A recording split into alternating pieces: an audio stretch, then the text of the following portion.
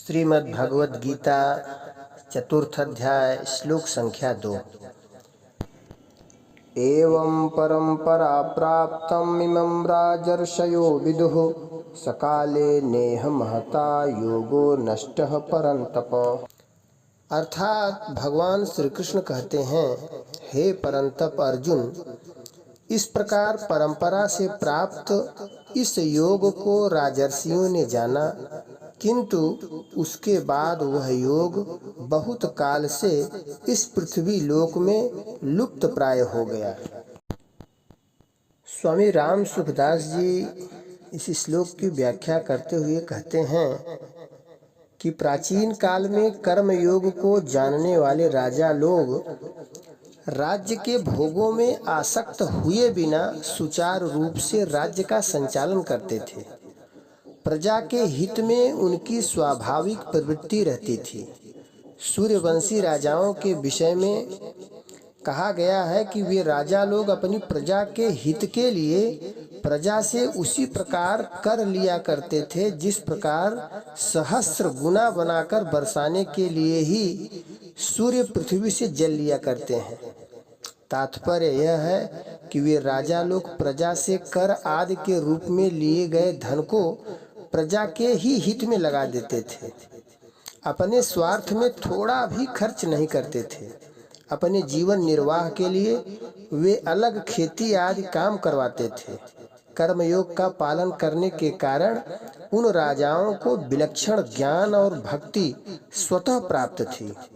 यही कारण था कि प्राचीन काल में बड़े बड़े ऋषि भी ज्ञान प्राप्त करने के लिए उन राजाओं के पास जाया करते थे। श्री वेदव्यास जी के पुत्र शुकदेव जी भी ज्ञान प्राप्ति के लिए राजर्षि जनक के पास गए थे। छांदोग्योपनिषद के 5वें अध्याय में भी आता है कि ब्रह्म विद्या सीखने के लिए 6 ऋषि एक साथ महाराज अश्वपति के पास गए थे। वास्तव में देखा जाए तो कर्म योग में कर्म लुप्त नहीं हुए हैं, प्रत्युत कर्मों का प्रवाह अपनी ओर होने से योग ही लुप्त हुआ है।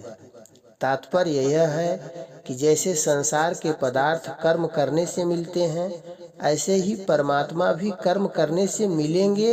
यह बात साधकों के अंतःकरण में इतनी दृढ़ता से बैठ गई है कि परमात्मा नित्य प्राप्त है। इस वास्तविकता की ओर उसका ध्यान ही नहीं जा रहा है। कर्म सदैव संसार के लिए होते हैं और योग सदैव अपने लिए होता है। योग के लिए कर्म करना नहीं होता, वह तो स्वतः सिद्ध है। अतः योग के लिए यह मान लेना कि वह कर्म करने से होगा, यही योग का लुप्त होना है। मनुष्य शरीर कर्म योग का पालन करने के लिए अर्थात दूसरों की निस्वार्थ सेवा करने के लिए ही मिला है, परंतु आज मनुष्य रात दिन अपनी सुख सुविधा सम्मान आदि की प्राप्ति में ही लगा हुआ है। स्वार्थ के अधिक बढ़ जाने के कारण दूसरों की सेवा की तरफ उसका ध्यान ही नहीं है। इस प्रकार जिसके लिए मनुष्य शरीर मिला है, उसे भूल जाना ही कर्म योग का लुप्त होना है। मनुष्य सेवा के द्वारा पशु पक्षी से लेकर मनुष्य देवता पितर ऋषि संत महात्मा और भगवान तक को अपने बस में कर सकता है, परंतु सेवा भाव को भूलकर मनुष्य स्वयं भोगों के बस में हो गया, जिसका परिणाम नरकों में तथा 84 लाख योनियों में पड़ जाना है। यही कर्मयोग का छिपना है।